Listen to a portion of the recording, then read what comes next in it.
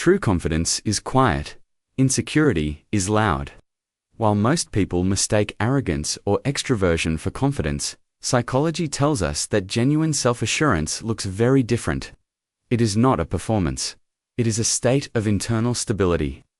This video analyzes the common habits of genuinely confident people, based on personality, psychology, and behavioral science. Habit number 1. They do not perform competence.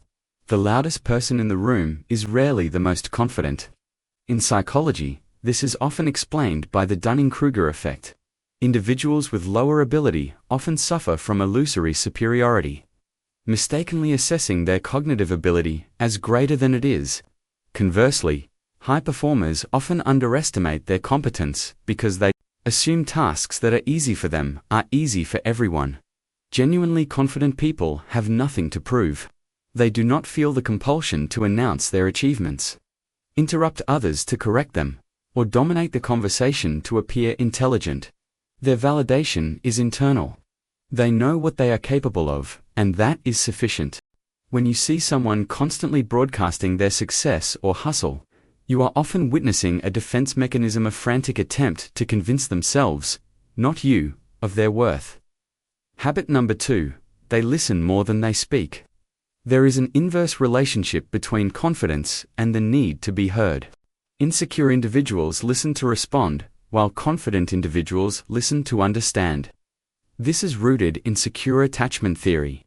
A person with a secure attachment style is comfortable with intimacy and independence.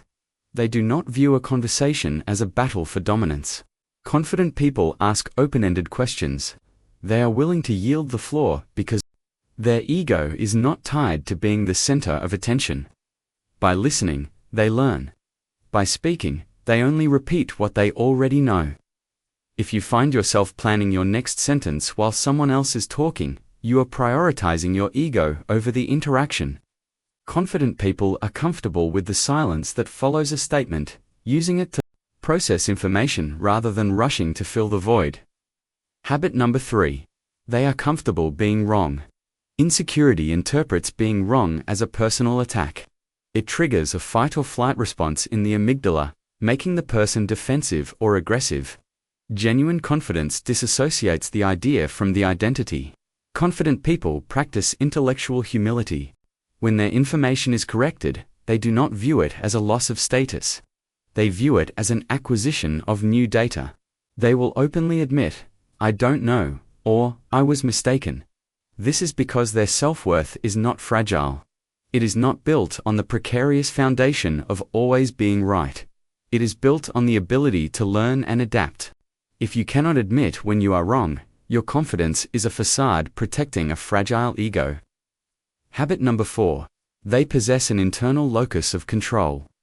Psychologist Julian Rotter developed the concept of the locus of control.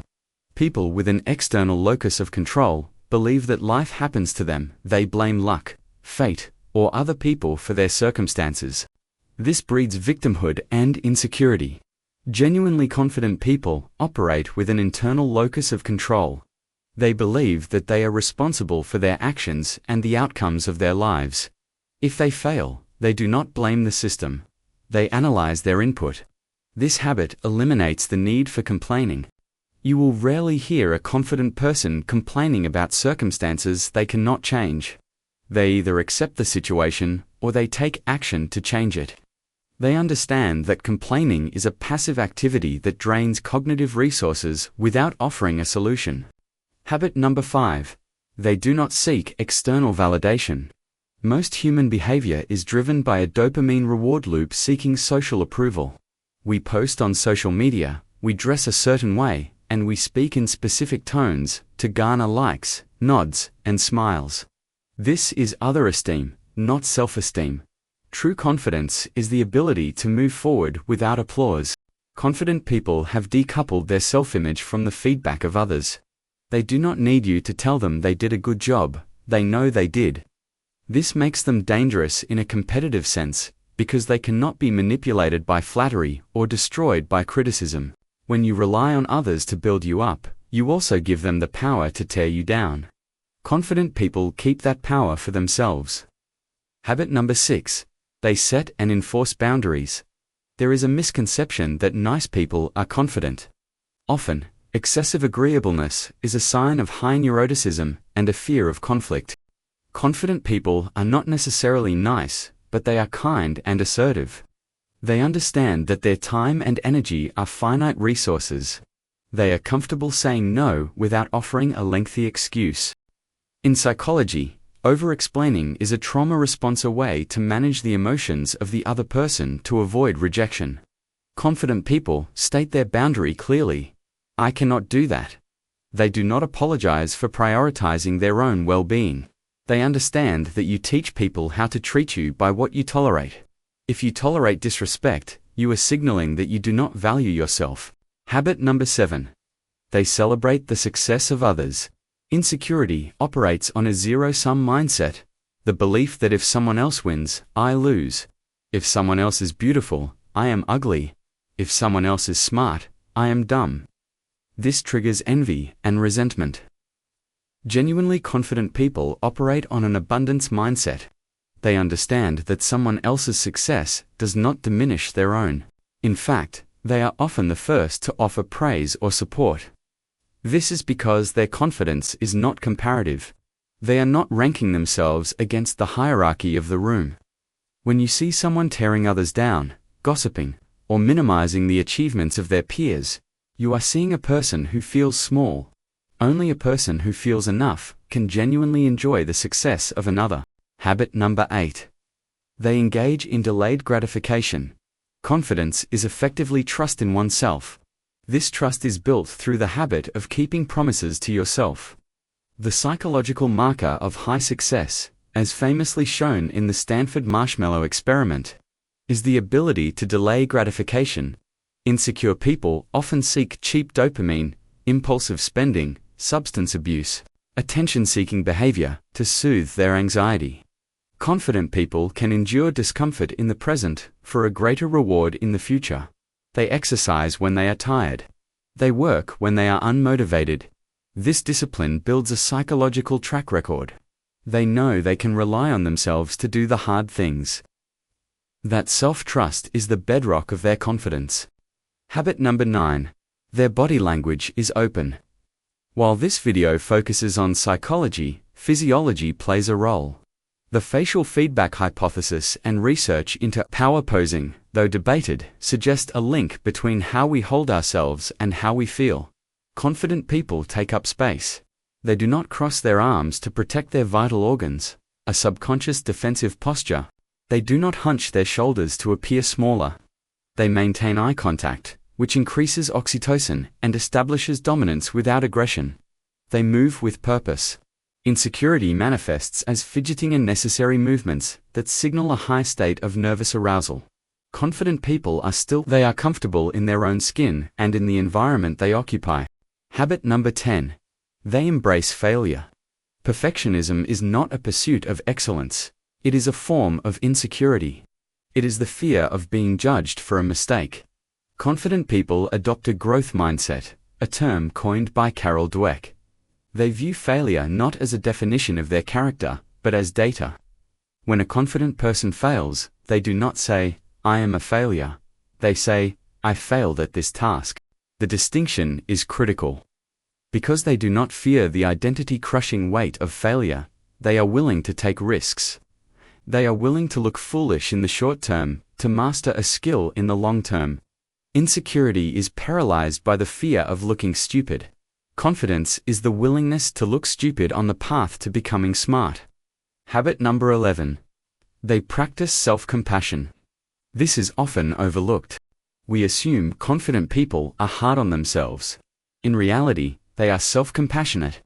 Research by Dr. Kristin Neff suggests that self-compassion is a more robust predictor of mental health than self-esteem. When an insecure person makes a mistake, their inner critic becomes abusive. You are an idiot. You always mess this up. A confident person's inner dialogue is supportive. That didn't go well. What can we change for next time? They treat themselves with the same respect they would offer a friend. This lack of internal abuse frees up mental energy. They do not waste bandwidth fighting a war against themselves. allowing them to focus entirely on the external world. Habit number 12. They are decisive. Ambivalence is the enemy of confidence. Analysis paralysis occurs when the fear of making the wrong choice prevents you from making any choice. Confident people make decisions. They understand that most decisions are reversible, and that a bad decision is often better than no decision. They gather the necessary information, weigh the probabilities, and then act. They accept the risk that they might be wrong. See Habit 3. Insecure people outsource their decisions to others. What do you think I should do? Because they are terrified of bearing the responsibility for the outcome. Confident people accept the responsibility before the die is cast.